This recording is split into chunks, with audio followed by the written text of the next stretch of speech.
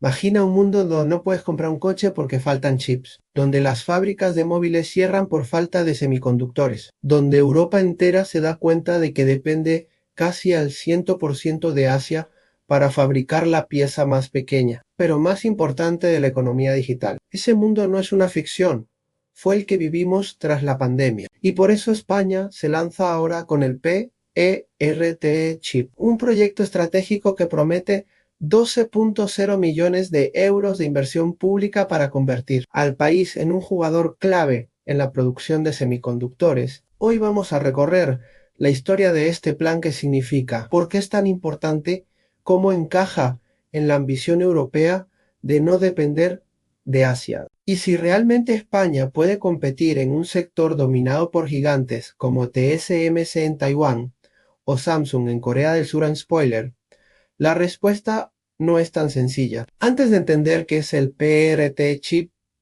hay que responder una pregunta básica: ¿qué son los semiconductores y por qué son tan estratégicos? Los semiconductores son los ladrillos invisibles del mundo digital. Están en tu móvil, en tu ordenador, en la lavadora, en el coche eléctrico y hasta en el satélite que pasa ahora mismo sobre tu cabeza. Cuando la pandemia cerró fábricas en Asia, Europa descubrió lo vulnerable que eran. El 80% de la producción global de chips avanzados se concentra en Taiwán, y si Taiwán se paraliza por un conflicto con China, medio planeta se queda sin tecnología. En ese momento, Europa entendió que no podía depender siempre de Asia, y ahí nació la idea de impulsar una industria propia de chips dentro de la Unión Europea. España, como parte de esa estrategia, se sumó con el PRT Chipan.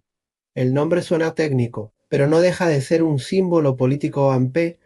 ERTE significa Proyecto Estratégico para la Recuperación y Transformación Económica, y el chip es el más ambicioso de todos. En 2022, el gobierno español anunció este plan con un presupuesto inicial de 12,0 millones de euros, casi todo financiado con fondos europeos del programa Next Generation. El objetivo era claro: atraer a grandes fabricantes internacionales para instalar plantas en España, fomentar startups locales que diseñen semiconductores, formar talento en universidades y centros tecnológicos, crear un ecosistema de proveedores capaz de sostener una industria de chips. En pocas palabras, que España pase de ser importador a productor, aunque sea en una escala pequeña dentro del mapa global. Pero España no está sola en esto. En realidad, el PRT chip es parte de una estrategia mucho más grande, la European Chips Act. La Comisión Europea presentó esta ley en 2022 con una meta histórica: duplicar la producción de semiconductores en Europa y alcanzar el 20% de la cuota mundial en 2030. ¿Por qué? Porque Bruselas no quiere depender de Asia en un sector tan crítico. Al igual que Estados Unidos lanzó su propia CH y PS en Science Act, Europa también decidió abrir la cartera para atraer fábricas. Países como Alemania, Francia, Italia y ahora España compiten por convencer a empresas como Intel, TSMC o Samsung de que instalen sus plantas en suelo europeo. El PRT Chip, con sus 12,0 millones, es la carta española en esa partida continental. Una de las claves del PRT Chip es atraer a los gigantes internacionales. Se habló de conversaciones con Intel, con TSMC e incluso con Samsung. La idea es que España no solo se limite a investigación, sino que tenga al menos una planta de fabricación. Eso se conoce como una fábrica de obleas, donde se producen los chips. ¿El problema?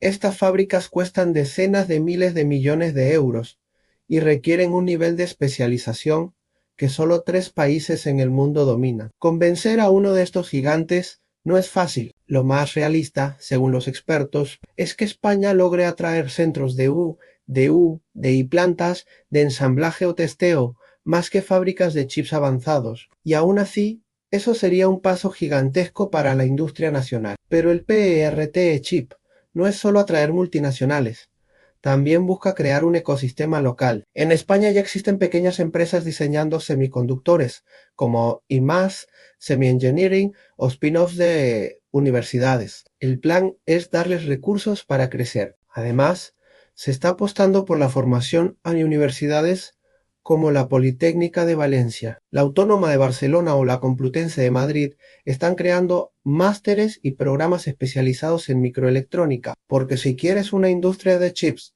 necesitas ingenieros, técnicos de litografía, especialistas en materiales y hoy España no tiene suficiente personal cualificado. Formar a esa generación es quizás el reto más importante del PRT Chipa.